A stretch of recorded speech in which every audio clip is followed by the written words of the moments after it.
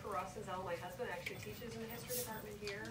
Many of you may have taken a class from him as well, I'm not sure. But he's in the back with my son, so there may be a 6-year-old running up here now and then. I apologize. I'm the author of Winning the West for Women, which is what this talk is based on. And so what I'm going to focus on today is the suffragist Emma Smith DeVoe. And I want you to think about women in history and whether or not they were well behaved or not. So think about some of the women you may have learned about in this class or some other history or humanities class. You know, what did they look like? What did they dress like? Did they look like mannish women? Were they particularly feminine and dainty? Were they primarily homemakers, or did they put down their dish towels and walk outside of their kitchen and work for change in American society? Did they look like anarchists? Did they look like socialists? You know, what kind of women were they? And even think back over Western civilization, people like Cleopatra or Joan of Arc. So it really depends on the historian based on our viewpoint of these various women. Joan of Arc was portrayed as a peasant. She's described as a transvestite, as a warrior, as a witch, as a virgin. This illustration, which I have here, of course, she looks very feminine, right? With this beautiful, flowing, curly hair. You know, she doesn't look at all like a warrior, except for the fact that she's in this suit of armor. But otherwise, she is a very feminine, attractive person, which we'll talk more about today, of course. Think about Rosa Parks. You guys may have been talking about Rosa Parks. Was she what you would consider a well-behaved woman? I think you could probably argue either side, depending on which side you were on in the South. Rosa Parks, of course, was working for the NAACP. She refused to give up her seat on a Montgomery bus when a white man approached her. She was one of several women that were being considered for a court case. She was selected by the NAACP because she was a well-behaved woman, right? She wasn't a single mother who was pregnant. Those were some of the other women that they were considering. She wasn't. She sort of fit their needs for the time. So, you know, again, think back. Do well-behaved women make history? What we tend to find is people who are more well-behaved tend to make it into the history books than those women who were really radical or behaved pretty poorly. So think about some of the other women that you may know. Clara Barton from the Civil War, or Dorothea Dix from the Civil War, women of the U.S. Sanitary Commission. Certainly America's First Ladies tend to be well-behaved women, and of course they make it into our textbooks. So this is a topic that I'm going to explore today about suffragist Emma Smith DeVoe. This is an image you'll see of her a few times in this presentation because there's obviously not a lot of imagery of her. So I want you to ask yourself, and we'll have a discussion at the end, was she a well-behaved woman or was she a rebel? Was she a hellion? And some of you may be wondering, well, who is Emma Smith DeVoe? She's not Susan B. Anthony. She's not Elizabeth Cady Stanton. You probably don't know a lot about her. I just want to give you a little bit of background. She worked in women's suffrage from 1889 to 1920 until the passage of the 19th Amendment. She supposedly, according to her mythology, became interested in women's suffrage when she was an 8-year-old girl, and she went to an opera house and she heard Susan B. Anthony talk, and Susan B. Anthony asked, who here will work for women's suffrage? And supposedly she was the only one to rise. She was 8 years old, and her older sister was just totally embarrassed because this was 1856, and of course, only loose women were interested in working for suffrage. So she tried to get her to sit down, and she wouldn't. So supposedly Anthony said, this child will work for women's suffrage, and it's this big thing. And later on, when she starts working for suffrage, Susan B. Anthony actually lives in their home in Dakota Territory for 6 months. So they become very close, and they work together. And then throughout the 1890s, she works with Carrie Chapman Catt. You may recognize her name as well. She's the president of the National American Women's Suffrage Association. She travels all across the West, sort of spreading what we call like the suffrage gospel and trying to establish these organizations all across the West and in Montana, Washington, Idaho, through these states and through the states in the South as well. She really tries to get women more active, more organized for women's suffrage. She later moves to Washington State, where she becomes president of the Washington Equal Suffrage Association. And in 1910, that state was the 5th state to enfranchise its women, which was a really big deal because no state had enfranchised its women since 1896. So people were all like, oh my gosh, how did you do it? How were you able to convince the voters to support women's suffrage? Because there had been a lot of referendums at that point. They'd all gone down to defeat. After the women of Washington are enfranchised, she establishes what's known as the National Council of Women Voters, which is the predecessor to the League of Women Voters that we know today. You probably know all about their work to try and work with voters. You've probably seen the pamphlets that you can pick up at the library about the various people running for office and learning more about the bills that are going to be introduced. So, with that, I know you guys have been watching some videos today about women's suffrage, but I want to give just a little bit of background because I think it's important to the talk that I'm giving today, which is, was she well behaved or was she not well behaved? And the reason I want to do this is because originally the women who were active in women's suffrage before Emma Smith DeVoe became active tended to be considered women of ill repute. A lot of people made fun of these women. They thought the idea of women's suffrage was laughable. So we need to talk just a little bit about that first. So the women's suffrage movement, as you may know, came out of the abolitionist movement. The women's suffrage movement, basically, the first meeting in 1848 came out of this conversation between Elizabeth Cady Stanton and Lucretia Mott. They went to an anti-slavery meeting in London. They were female delegates, and there was a discussion when they arrived about whether or not they should be seated on the floor with men. And they decided, well, the women could participate as delegates, but they had to sit in a segregated section that was cordoned off by a curtain. And that really kind of angered Lucretia Mott and Elizabeth Cady Stanton, who were there with their husbands. So they were walking the streets of London, and they said, when we get back to the United States, we're going to have this women's suffrage convention. So they were busy having babies and doing other sort of things that women do. And it didn't happen until 1848 in Seneca Falls.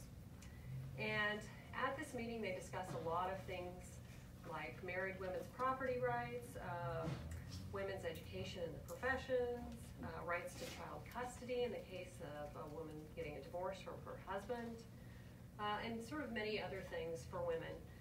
It was based on, I do want to call your attention to this photo of Elizabeth Cady Stanton because it's one of the few I've seen actually of her without gray hair where she looks like a grandmother. Because most of the imagery you see of her, that's what she looks like. So Elizabeth Cady Stanton draws up something called the Declaration of Sentiments, which is based on Thomas Jefferson's Declaration of Independence. And all of the sentiments, except for one, the idea of giving women the right to vote, is passed unanimously. This idea of giving women the right to vote is really something that they struggle with. It sparked a lot of debate among the participants who were there in New York at the time. A lot of the newspapers who covered what happened there thought it was outrageous. They thought it was laughable. They thought it was ridiculous that women shouldn't be treated seriously when they were asking for the right to vote. And here's some of the headlines. Insurrection among the women and the reign of the petticoats, and women out of their latitude. So they thought it was pretty funny that women would actually want equal rights with men. Why would they want that? If women entered politics, people truly believed that women would be up and men would be down. It was sort of a seesaw. So I want to show you just a few examples of why that's the case. And these are some political cartoons that I found over the years that are kind of interesting to illustrate these fears that people had. And you might be able to equate them with some of the debates we're having today with other issues, I think. So we have this election day here on the left, and you notice this man is very concerned because his wife is leaving to go vote at the polls. He's got to take care of 2 crying children who are on his lap. His wife looks very mannish. He, of course, is wearing an apron. The cat is sort of tugging at his apron. He's got all these dishes around him. There's a Votes for Women sign. This one is my favorite. It's hard to see here, but it says, what? Dinner's not ready yet? What have you been doing all day? You notice that he has his hair in curlers. He's wearing a very feminine apron. He's sort of burning whatever's in his frying pan. His wife walks in, she's very masculine, right? And she's not wearing the traditional female costume of the day. She's actually wearing something known as bloomers. It's hard to make out some of these on the screen. Okay, so we have a little girl who's sort of beating up her brother underneath the table. We have a baby who's crying. It kind of looks like maybe he has a couple needles in his socks. God bless this happy home. It doesn't look like a very happy home, does it? Okay, so what would happen if we gave women the right to vote? On the left, we have, of course, women doing traditional tasks, things like mending, sewing, knitting. And on the bottom, we have what would happen. Women would start smoking. Women would just sort of lounge around like men. And of course, they would not sit very ladylike. Their legs would be wide open. On the right-hand side, we have other ideas about what might happen to women. We have a woman here, get off the earth or I'll stick you with my hat pin. Okay, women weren't supposed to be angry at that time. They're going to be angry. We have a woman hitting a cop at the bottom. Okay, women are going to start being violent. Right next to that, we have women who clearly have fought a bunch of men. Let's see, the man at the top is saying it used to be like this once upon a time. Okay, and then we have a wife who is, sorry, I can't really read it there, sort of manhandling her husband. Don't you dare answer me. I promise I won't dare, sort of cowering. So, you know, it's really kind of scary, the idea of women actually getting the right to vote. And then this is just the final one. The women are leaving, and the men have to do things like sew, do the laundry, take care of the children, and they look a little scared of these women, right? But again, these women are very masculine. They're not very attractive. They're quite heavy. They're quite voluminous. They're actually kind of dressed more like women than some of the other pictures. But these are some of the fears that come across. I think they sort of illustrate this fear. And so you're probably wondering, well, you know, today we vote. What's the big deal? Well, in the 1840s, voting was a male privilege. It was sort of part of the male sphere of life. Where they would vote were places where women were not allowed. Saloons. Can you imagine going to vote in a bar today? That wouldn't happen. Barbershops. Same place. Women weren't allowed in barbershops. Okay? So these were places that women weren't allowed. Also, on election day, things were pretty raucous. Men would usually take the whole day off. They would bet on the returns. There was a lot of drinking going on at the polls.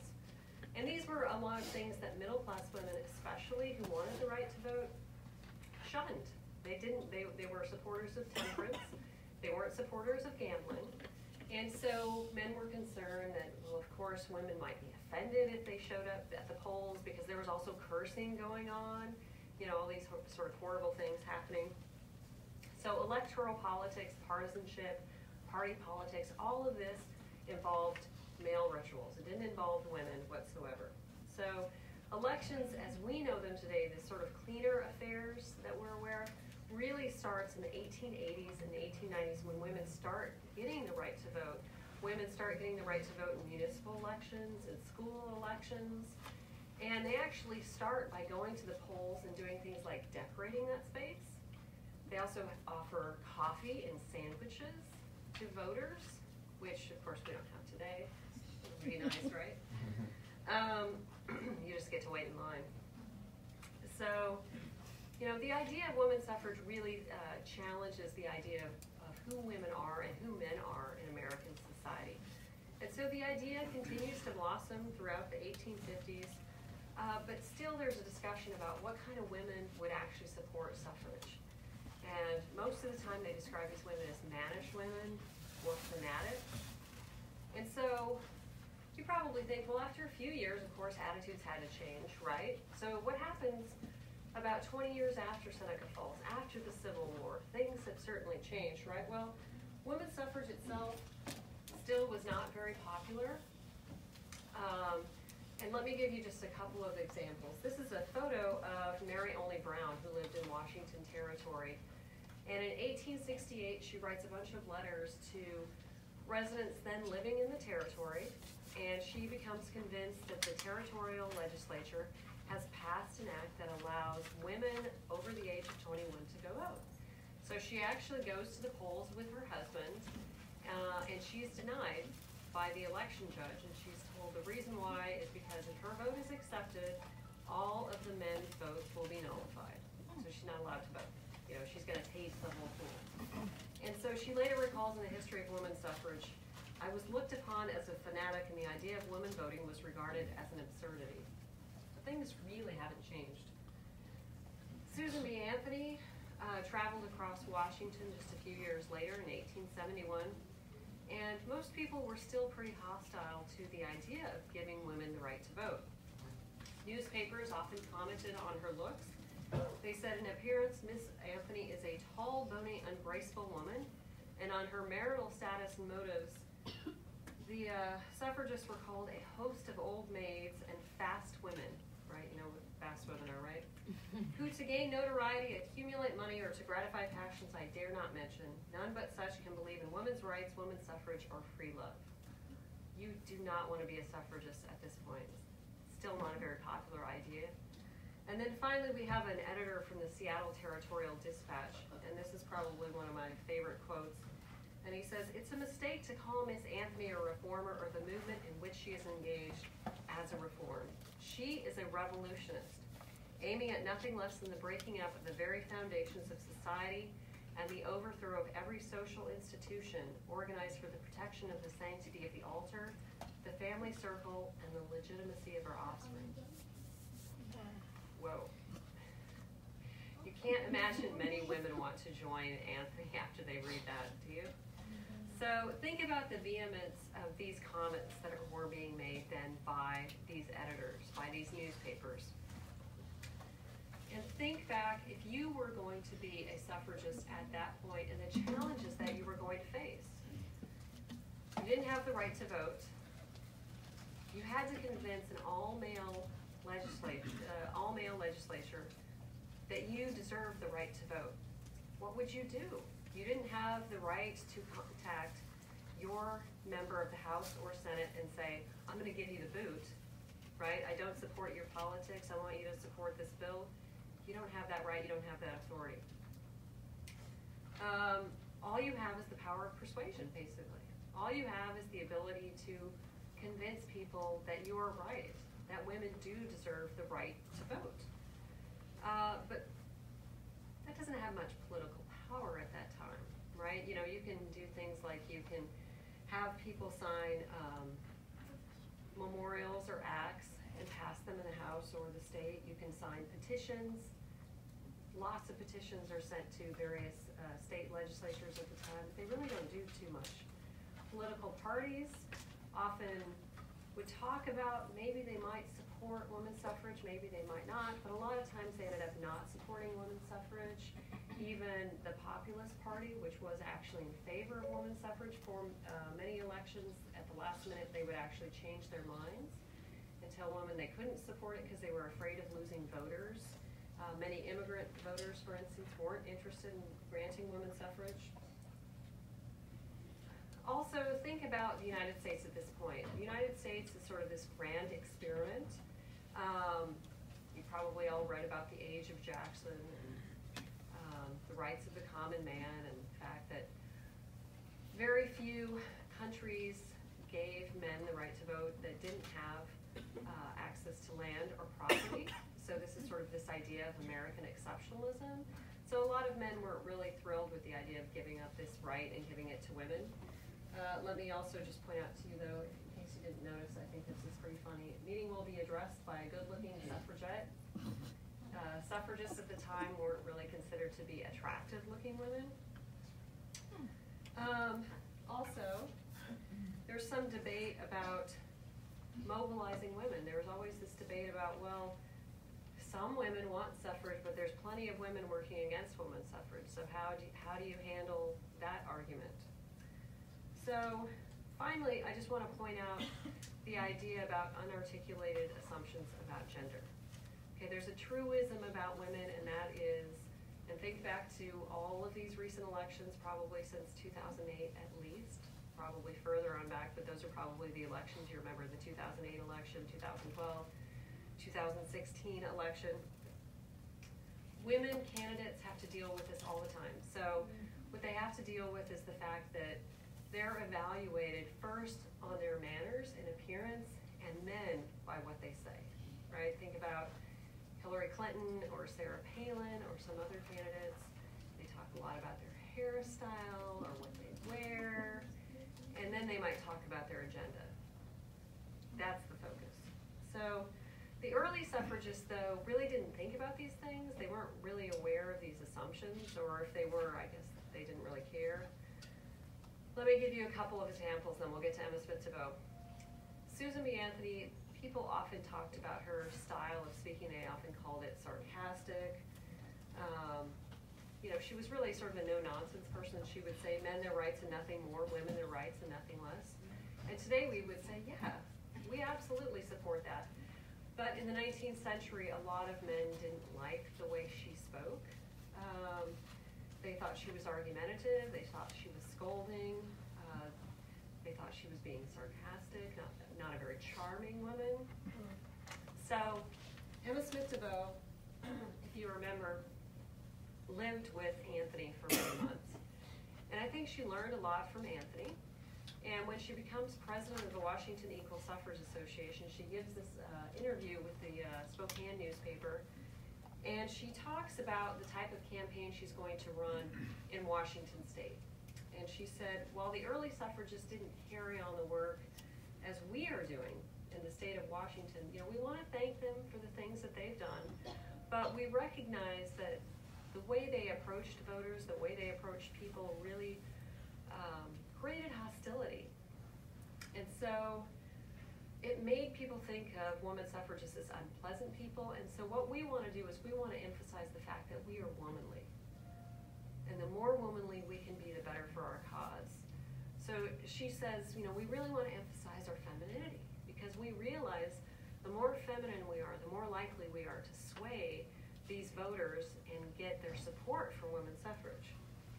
So let me talk a little bit about her softer side, I guess. So as I said, Emma Smith DeVoe became active in the suffrage movement. Sorry, I'm just checking the time. I tend to talk too much. In 1889, she came through the temperance movement, which I love this photo of this woman going through with an axe, and you see the whiskey and gin and the rum and all that sort of falling on the floor. So she's working to prohibit alcohol sales in the state of South Dakota. She's very active in prohibition and the statehood campaign. But the big thing I think that really pushes her to support women's suffrage at this point, even though she had been declared as this supporter of women's suffrage at a very young age, is the murder of a prostitute on her street. That really sort of galvanizes her. And the reason I think this is important is because in the 19th century, there's this belief that women are more moral than men. And if you give women the right to vote, they're going to clean up politics. They're going to get rid of things like whorehouses. They're going to get rid of gambling. They're going to get rid of drinking. All these sort of vices that we have in this country will clean it up. It's called municipal housekeeping. But they're going to apply their housekeeping skills to politics. And so if you give women that right, things will be perfect, right? Hasn't really worked out that way, but so Emma Smith DeVoe, quite unlike Susan B. Anthony, recognizes they have to be very feminine, even early on, before she gives this interview with the Spokane newspaper. And so she starts to cultivate this very feminine image, and you can see that from this photo here. A lot of early suffragists were often depicted by the press as women who looked like they had escaped from insane asylums, according to Carrie Chapman Catt. And anti-suffragists actually looked like very well-presented, beautiful women. They were very feminine. They were fashionably dressed.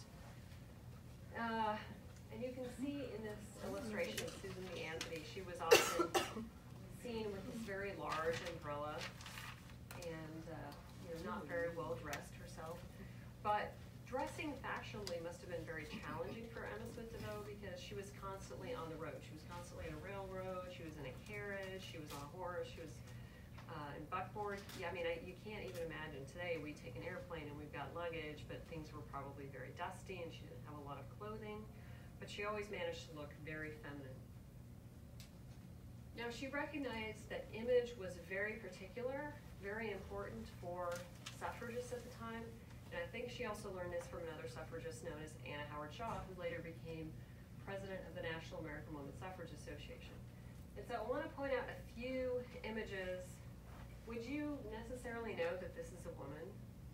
I mean, she does not look very feminine. You recognize from the collars, perhaps, that she's a woman. But you don't really see women with short hair in the 19th century. It's very unusual.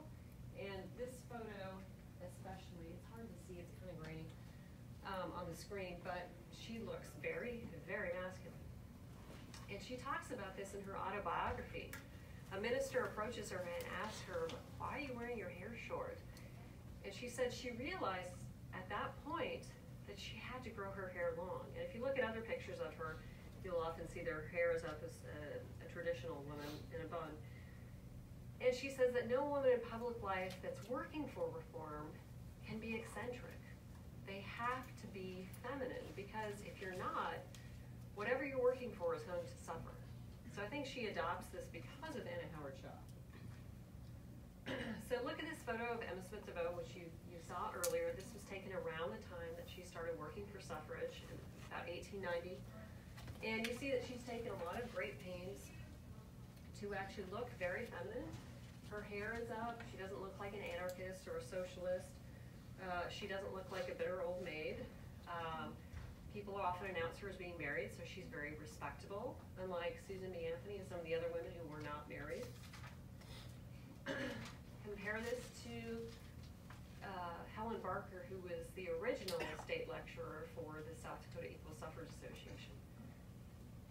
Not as feminine, not as attractive. Compare it side by side. Well, Helen Barker looks like she's lost a lot of hair. She's not very young, she's not very feminine, right? She's got sort of thin lips. And then you've got this very attractive woman on the right. It's much younger, very feminine. Not to say that Helen Barker wasn't. I'm sure she was a great speaker. I've read many articles that talked about the speeches that she gave, how convincing she was. But when you read these articles about Emma Smith DeVoe, it's very different. And so she really emphasizes the importance of femininity and wearing stylish clothes, things like these balloon sleeves that were very popular in the 19th century. When she goes to Idaho in 1895, she's told that no woman can do any good there unless she dresses stylishly. So she ends up going to the territorial capital, or the state capital at the time, excuse me, wearing white silk crepe. Can you imagine wearing white silk crepe? She lived in Illinois at the time and traveled all the way to Idaho. And then she shows up with purple flowers in her hand and white crepe.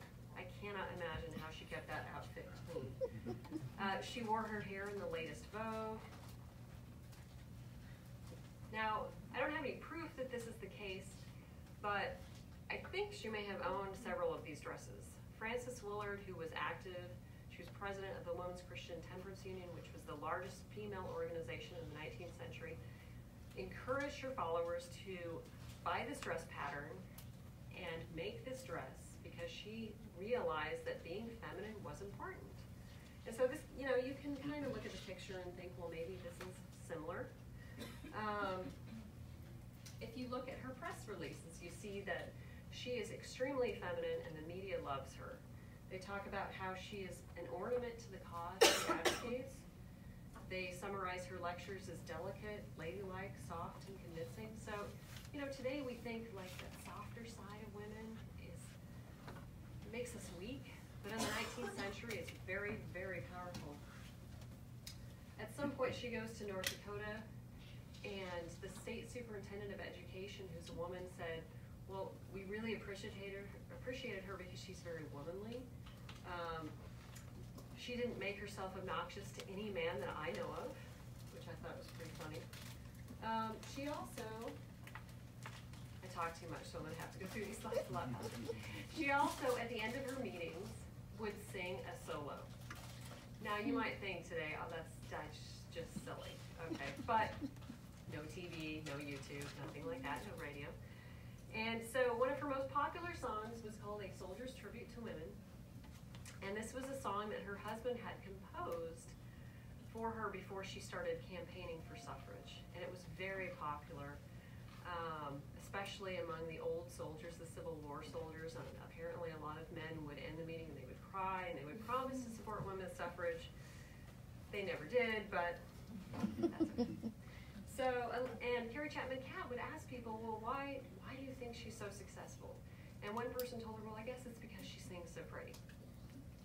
So, you know, Emma really pays attention to all these details. She recognizes that this is important. If we want to win suffrage, this is the way we're going to do it. We're not going to do it the way that Elizabeth Cady Stanton did it or Susan B. Anthony. We're going to have to change gears a bit. So, let's look at the flip side.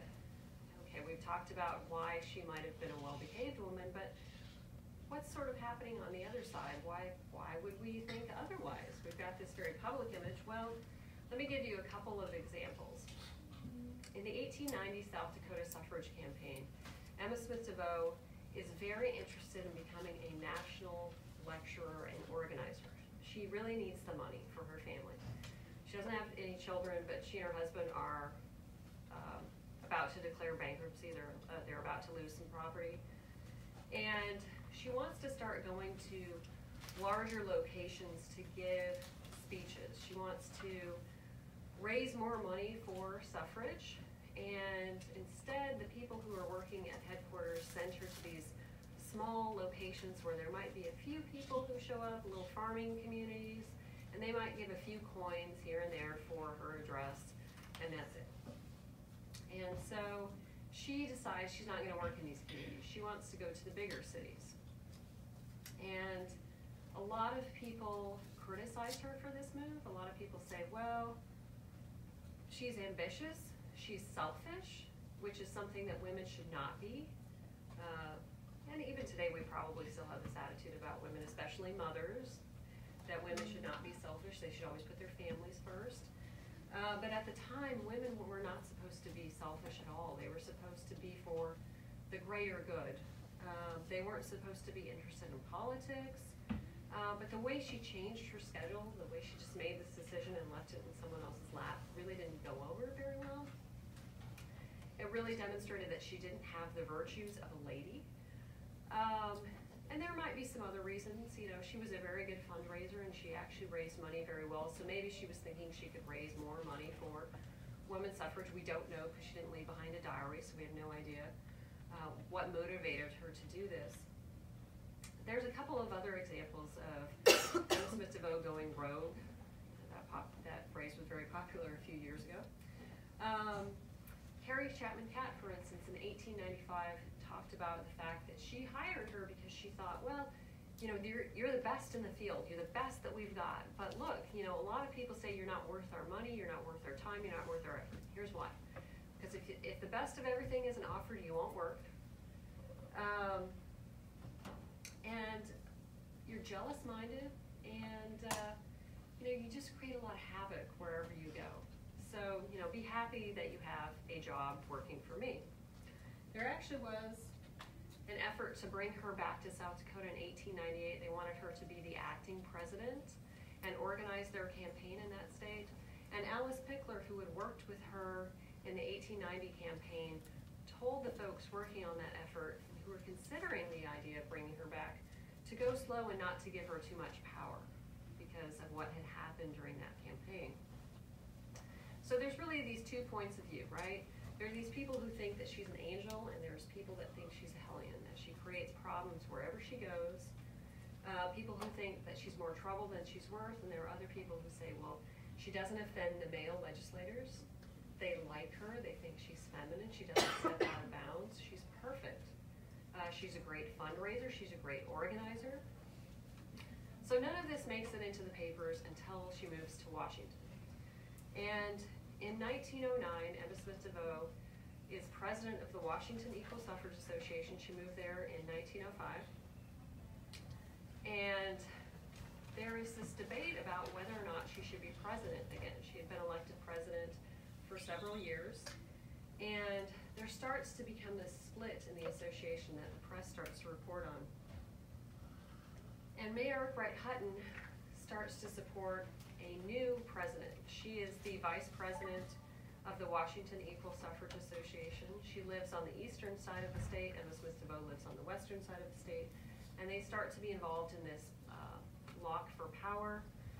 Mayor Britt Hutton is very interesting. I'm sorry, I don't have too much time to go into her. She moved to Washington State in 1906. She had previously lived in Idaho. She actually had been voting since 1896. She actually ran for the state legislature in the state of Idaho, and she passed out cigars, she claimed. She was a big supporter of the Democrats. She was very flamboyant. She had a red vehicle that she would drive around the city. She was very outgoing. She was actually selected as vice president of the association in 1908 by Emma Smith DeVoe. They were close for a time.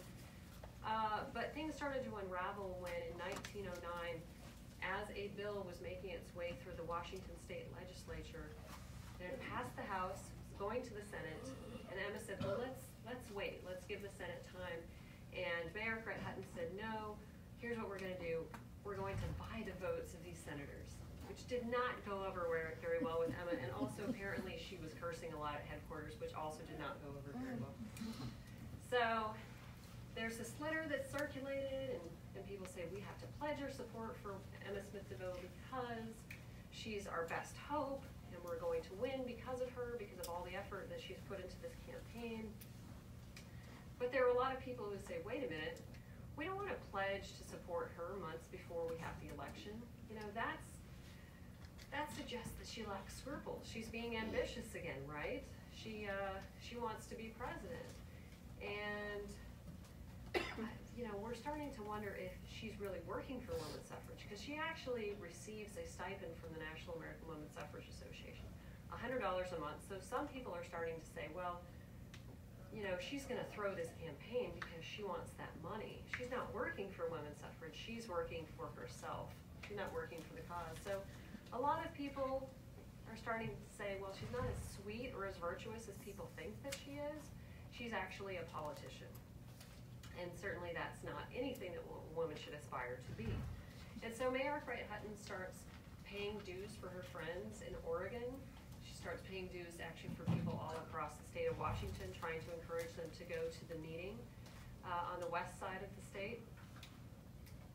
And so she sends in all these dues. I mean, there's a lot of money that she sends to Horace Smith Eaton, who is a fan and a supporter of Emma Smith DeVoe. She's the treasurer of the Washington Equal Suffrage Association.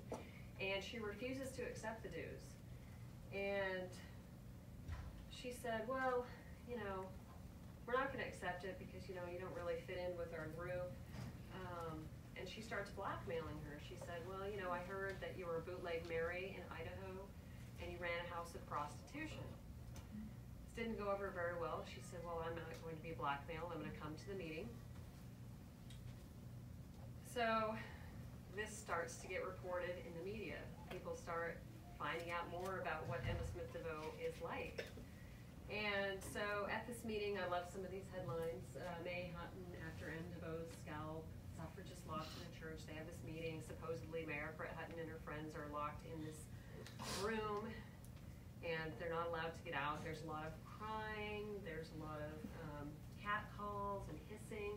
Emma Smith DeVoe ends up getting reelected, but the police are even called. So, I mean, it's this huge thing, and it's not just in the state of Washington. This is actually reported all over the United States, so it's kind of embarrassing for her. So the National American Women's Suffrage Association says either you patch things up with Hutton or you start losing your salary. She refuses to, so she loses her salary. So again, there's, like I said, there's all of this stuff that's finally unleashed. It's made available to people that, well, Emma Smith DeVoe is probably not as virtuous as we thought she was. And people in the National American Women's Suffrage Association, and here you can see a photo of Anna Howard Shaw, who you just saw. They talk about Emma Smith DeVoe. Anna Howard Shaw talks with the president of the Minnesota Women's Suffrage Association and told her that Emma was an ambitious, dishonest woman. And Harriet Taylor Upton, who was the treasurer at the time, said that Hutton wasn't the only prostitute in Washington that summer. So, wow, poor Emma. So, her reputation really has taken a beating, right? I mean, now it's probably out of the bag that, well, maybe she's not as sweet or kind as we thought. And in 1911, she says, I'm going to establish this National Council of Women Voters. And this is basically a group of women from the states that have enfranchised women. So we have Wyoming, Colorado, Idaho, Utah, and now Washington. And they're going to help women in other states who are working for women's suffrage. They're going to talk to them about what worked in their states and help them. And they do some other things, but that's primarily what they're going to be doing. Well, May Arkwright Hutton finds out about this, and she brings along some of her friends and said, well, fine, that's a great idea, but Emma Smith DeVoe cannot be president. Absolutely not, because of all the things that she has done. And turns out that she ends up getting elected president, and some people say, well, you know, just like everything else, you kind of worked it out so that you would become president. And she said, well, I had no idea I was going to be president, but still, you know, her reputation was stained.